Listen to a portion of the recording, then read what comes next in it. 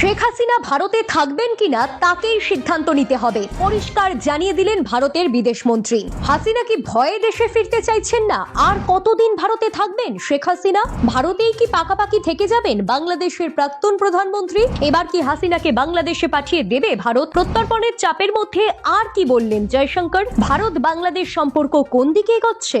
সংরক্ষণ বিরোধী ছাত্র আন্দোলন তথা গণবিক্ষোভের জেরে গত বছরের আগস্ট মাসে আওয়ামী লীগের ১.৫ দশকের শাসনকালের সমাপ্তি হয়। সেরার পাহারায় দেশ ছাড়েন হাসিনা। এরপর থেকে ভারতের রাজনৈতিক আশ্রয়ে আছেন তিনি। গত বছরের আগস্ট মাস থেকে ভারতের অজ্ঞাতবাসে রয়েছেন বাংলাদেশের প্রাক্তন প্রধানমন্ত্রী শেখ হাসিনা। তবে নিজের দেশে ফিরবেন তিনি? প্রশ্ন উঠেছে বহুবার, কিন্তু এখনো পর্যন্ত দেশে ফেরা নিয়ে পরিষ্কার করে কিছু জানাননি বাংলাদেশের প্রাক্তন প্রধানমন্ত্রী শেখ হাসিনা। প্রায় ১ বছরেরও বেশি সময় ধরে ভারতে থাকলেও প্রকাশ্যে আসেননি তিনি। একাধিকবার সংবাদ মাধ্যমকে সাক্ষাৎকার দিয়েছেন ইমেলের মারফত। কিন্তু বাংলাদেশে ভোট যতই এগিয়ে আসছে এই প্রশ্নটা প্রাসঙ্গিক হয়ে উঠছে, আদৌ কি বাংলাদেশে কোনোদিন ফিরবেন শেখ হাসিনা? এদিকে মুজিব কন্যা দেশত্যাগী হতেই তার বিরুদ্ধে মামলার বন্যা বইয়ে দিয়েছে মোহাম্মদ ইউনূসের নেতৃত্বাধীন অন্তর্বর্তী সরকার। এখনো পর্যন্ত ৫টি মামলায় দোষী সাব্যস্ত হয়ে সাজা পেয়েছেন বাংলাদেশের প্রাক্তন প্রধানমন্ত্রী শেখ হাসিনা। মানবতা বিরোধী অপরাধে মৃত্যুদণ্ডের সাজা সরানো হয়েছে। পাশাপাশি জমি দুর্নীতি মামলায় হাসিনার ২১ বছরের কারাদণ্ডের নির্দেশ দিয়েছে ঢাকার একটি আদালত। তারপর থেকেই হাসিনাকে ফেরত পাঠানোর জন্য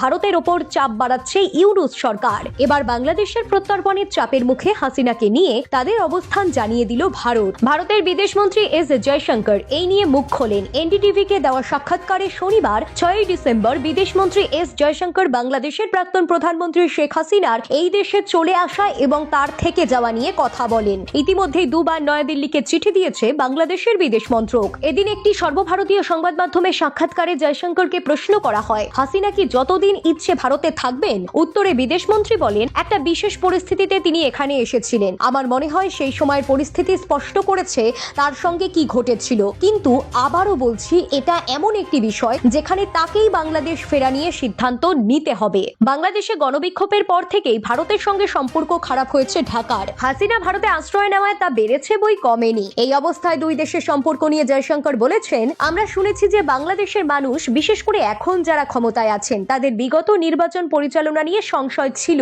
নির্বাচনটাই যদি ইস্যু হয় তবে সবার আগে সেখানে সুষ্ঠু এবং অবাধ নির্বাচন হোক। ভারতের বিদেশমন্ত্রীর মন্তব্য, প্রতিবেশী দেশে গণতন্ত্র প্রতিষ্ঠিত হোক। তিনি বলেন, আমরা বাংলাদেশের মঙ্গল কামনা করি। একটি গণতান্ত্রিক দেশ হিসেবে আমরা মনে করি যে কোনো গণতান্ত্রিক দেশ গণতান্ত্রিক প্রক্রিয়ার মাধ্যমে জনগণের ইচ্ছা পূরণ করুক। এই নির্বাচন আওয়ামী লীগকে অংশ নিতে দেওয়া হবে না বলে জানিয়েছে ইউনূস সরকার। জানিয়ে উদ্বেগ প্রকাশ করা হয়েছে আন্তর্জাতিক মহলেও। তবে আগামী দিনে ভারত ও বাংলাদেশের মধ্যে সম্পর্ক উন্নত হবে বলেই আশা প্রকাশ করেন বিদেশমন্ত্রী। আওয়ামী লীগকে নিষিদ্ধ দল ঘোষণা করা হয়েছে বাংলাদেশে। তারপরেও আওয়ামী লীগ নেতাকর্মীরা পাল্টা চ্যালেঞ্জ ছুড়ে জানিয়েছে ভোটে তাদের অংশগ্রহণ করতে দিতেই হবে।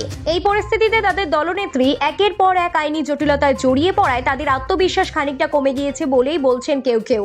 তবে নির্বাচনে আওয়ামী লীগকে অংশ নিতে দেওয়া হবে না বলে জানিয়েছে ইউনূস সরকার। জানিয়ে উদ্বেগ প্রকাশ করা হয়েছে আন্তর্জাতিক মহলে। যদিও আগামী দিনে ভারত ও বাংলাদেশের মধ্যে সম্পর্ক উন্নত হবে বলেই আশা প্রকাশ করেন বিদেশমন্ত্রী। ব্যুরো রিপোর্ট, প্রথম কলকাতা।